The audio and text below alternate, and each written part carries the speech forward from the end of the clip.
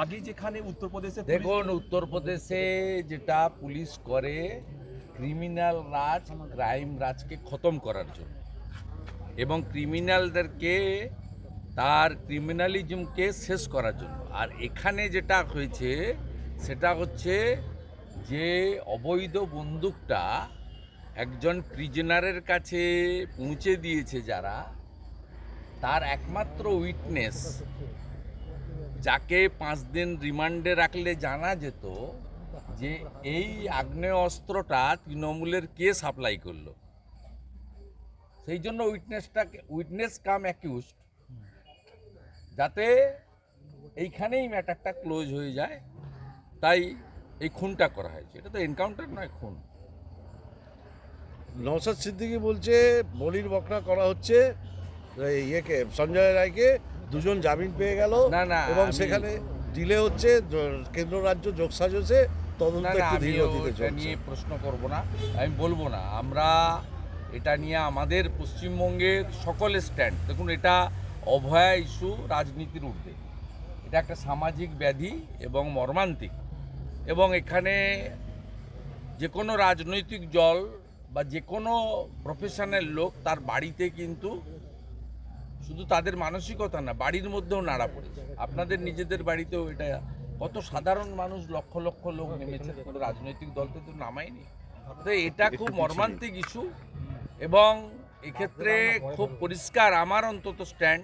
আমি বারে বারে বলেছি যে সঞ্জয় রায় হয়তো দোষী, কোর্ট একটু আগেই তাকে দোষী সাব্যস্ত করেছেন, সোমবার সাজা ঘোষণা করবেন।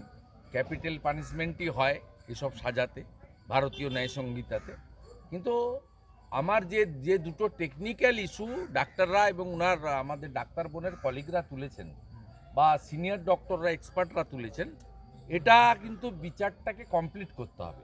এটা একটা আংশিক বিচার, এবং একটা শুরুটা ভালোই হলো, কিন্তু এর অনেকটা এগোতে হবে। আমি মনে করি ইনভেস্টিগেটিং এজেন্সি, জুডিশিয়ারি, তাদেরকে এটা দেখা উচিত। এক হচ্ছে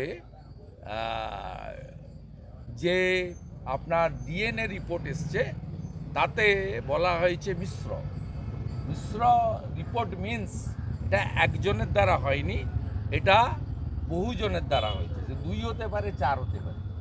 দ্বিতীয় হচ্ছে ফরেনসিকের যে রিপোর্ট এসছে, তাতে ধস্তাধস্তির কোনো চিহ্ন নেই। তাহলে একমাত্র একজন যদি করে থাকে, তাহলে ধস্তাধস্তির চিহ্ন থাকাটা উচিত ছিল বলে প্রাথমিকভাবে মনে হয়, কিন্তু আমরা এক্সপার্ট নই। কিন্তু এই ফরেনসিক রিপোর্টেও ধস্তাধস্তির চিহ্ন নেই, মানে অত্যন্ত নির্দয়ভাবে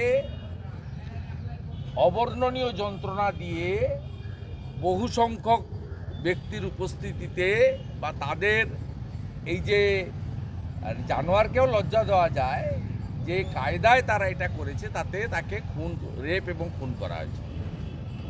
আমরা ইনিশিয়ালি যা হয়েছে, ইনভেস্টিগেটিং এজেন্সি বা জুডিশিয়ারির যে আজকে পানিশমেন্ট ডিক্লেয়ার, এটাকে ওয়েলকাম করে এই অমীমাংসিত বিষয়গুলি নিয়ে যেটা ডাক্তারবাবুরা তুলছেন, এবং রিপোর্টে যদি সত্যি এইগুলো ডিএনএ বা ফরেনসিকে থেকে থাকে, বা তার পরিবার, বাবা মা যেসব অভিযোগ করছেন, এর নিষ্পত্তি হওয়া উচিত।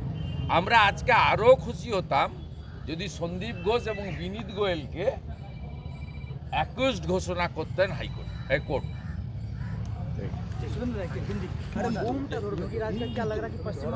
देखिए, जोगी जी का वहाँ जो हो रहा है, वो सुरक्षा के लिए जोगी जी कर रहा है। खास करके व्यापारी, बेटी, बहन, ये सुरक्षा के लिए किया। यहाँ जो इंसिडेंट हुआ, ये वो जो इलीगल आर्म्स आया ना प्रिजन वैन के अंदर, कोर्ट के अंदर, प्रिजनर का पास जो इलीगल आर्म्स आया, कहाँ से आया, कौन भेजा, ये सब को डिस्ट्रॉय करने के लिए ये लोग ये जो मर्डर किया, पुलिस ने मर्डर किया, एक काम किया है। ये एनकाउंटर नहीं है, एनकाउंटर नहीं, ये सब बोले, पुलिस बोला कि बांग्लादेश पे भागल। वो सब नाटकबाजी करते গিয়েছিল, তবে হিন্দুদের ভয় পাচ্ছে মমতা, এটা খুব ভালো লাগছে।